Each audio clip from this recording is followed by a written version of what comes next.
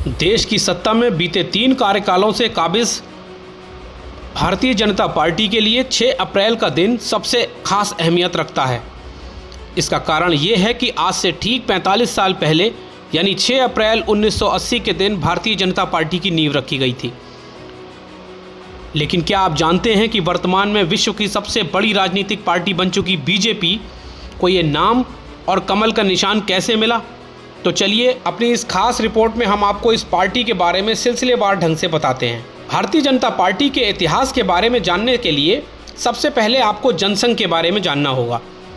अब आप सोच रहे होंगे कि आखिर ये जनसंघ क्या है, तो आपको बता दें कि जनसंघ भारतीय जनता पार्टी का ही प्रारंभिक नाम है, जो कि बाद में भारतीय जनता पार्टी बन गई। अब इसकी क्या वजह रही वो हम आपको आगे बताएंगे। कैसे हुआ जनसंघ का उदय? दरअसल 30 जनवरी 1948 को महात्मा गांधी की हत्या के बाद राष्ट्रीय स्वयंसेवक संघ यानी आरएसएस के भीतर इस बात को लेकर मंथन चल रहा था कि राजनीति में हिस्सा लिया जाए या नहीं। आखिरकार श्यामा प्रसाद मुखर्जी और आरएसएस के कुछ प्रचारकों ने 21 अक्टूबर 1951 को भारतीय जनसंघ का गठन किया। भारतीय जनसंघ का गठन हुआ क्योंकि आरएसएस सरसंघचालक एमएस गोलवलकर ने संघ को राजनीति में भाग लेने से इनकार कर दिया था। तो इस तरह से जन्म हुआ जनसंघ का। जनसंघ के संस्थापक सदस्यों में डॉक्टर श्यामा प्रसाद मुखर्जी के अलावा प्रोफेसर बलराज मधोक और दीनदयाल उपाध्याय शामिल थे। इसी दौरान अटल बिहारी वाजपेयी और लालकृष्ण आडवाणी का भी आगमन हुआ। साल 1952 में आज़ाद भारत के पहले आम चुनाव हुए।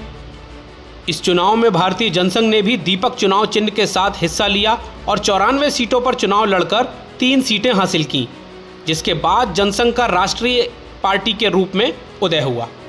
अटल बिहारी वाजपेयी बने पहली बार सांसद। 1957 के दूसरे लोकसभा चुनाव में जनसंघ को 4 सीटें मिलीं। अटल बिहारी वाजपेयी पहली बार सांसद बने। 1962 में तीसरे लोकसभा चुनाव हुए। इस चुनाव में जनसंघ को बड़ी बढ़त मिली और पार्टी ने 14 सीटों पर जीत दर्ज की। 1967 के लोकसभा चुनाव में जनसंघ ने एक बार फिर बड़ी छलांग लगाई और इस बार पार्टी के 35 सांसद जीतकर संसद पहुंचे। इसके बाद समय बीतता गया और जनसंघ पार्टी मजबूत होती चली गई। इसके बाद आया देश में आपातकाल का दौर। इस आपातकाल के दौर ने देश की दिशा और दशा दोनों बदल के रख दी। देश में आपातकाल 25 जून 1975 से 21 मार्च 1977 तक चला। आपातकाल खत्म होने के बाद विपक्षी दलों ने कांग्रेस के खिलाफ एकजुट होकर लड़ाई लड़ने का फैसला किया।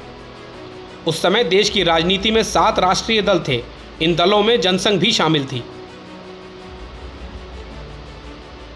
आपातकाल के बाद कांग्रेस के खिलाफ इन सभी दलों ने मिलकर जनता पार्टी का गठन किया। 1977 के लोकसभा चुनाव में जनता पार्टी ने कांग्रेस को हराकर सरकार बनाई, लेकिन पहले मोरारजी देसाई और फिर चौधरी चरण सिंह के नेतृत्व में जनता पार्टी की सरकार अपना कार्यकाल पूरा नहीं कर सकी। इसका कारण था आपसी मनमुटाव। आरएसएस के कार्यक्रमों में भाग लेने पर आपत्ति। जनता पार्टी और इसकी सरकार को कई तरह की चुनौतियों से जूझना पड़ा। सबसे बड़ी चुनौती ये थी कि जनता पार्टी में शामिल भारतीय जनसंघ के नेता आरएसएस के कार्यक्रमों में भी हिस्सा लेते थे, जबकि जनता पार्टी के बड़े नेता ऐसा नहीं चाहते थे। अटल बिहारी वाजपेयी को चुना गया अध्यक्ष। जनता पार्टी में मनमुटाव काफ़ी बढ़ गया था और इसका लाभ कांग्रेस को हुआ। साल 1980 के आम चुनाव में जनता पार्टी चुनाव हार गई और इंदिरा गांधी के नेतृत्व में वापस कांग्रेस की सरकार बन गई। इस तरह जनता पार्टी पर कब्जे की लड़ाई और तेज हो गई। 6 अप्रैल 1980 को जनता पार्टी में शामिल भारतीय जनसंघ के खेमे ने अटल बिहारी वाजपेयी को अपना अध्यक्ष चुन लिया। वाजपेयी के गुट ने दावा किया कि वही असली जनता पार्टी है। चुनाव आयोग ने 24 अप्रैल 1980 को सभी दावों और प्रतिदावों पर विचार करने के बाद जनता पार्टी के चुनाव चिन्ह को फ्रीज कर दिया। भारतीय जनता पार्टी का जन्म। जनता पार्टी में लंबी खींचतान के बाद चुनाव आयोग ने एक अहम फैसला दिया। चुनाव आयोग ने जनता पार्टी के नाम के आगे भारतीय जोड़ दिया और वाजपेयी की अगुवाई वाले गुट को राष्ट्रीय पार्टी के रूप में मान्यता दे दी। इसके साथ ही भारतीय जनता पार्टी को कमल का चुनाव चिन्ह भी आवंटित कर दिया गया। इस तरह से 1951 में शुरू हुए अपने इस संघर्ष को आगे बढ़ाते हुए बीजेपी का गठन हुआ और ये पार्टी लगातार शीर्ष पर पहुंचती गई। बीजेपी के संस्थापक सदस्यों में अटल बिहारी वाजपेयी, लाल कृष्ण आडवाणी, मुरली मनोहर जोशी, विजय राजे सिंधिया, नानाजी देशमुख, के.आर. मलकाणी, सिकंदर बख्त, भैरव सिंह शेखावत, विजय कुमार मल्होत्रा, शांता कुमार और जगन्नाथ राव शामिल थे। बहरहाल लंबे संघर्ष के बाद बीजेपी दुनिया की सबसे बड़ी राजनीतिक पार्टी बन चुकी है।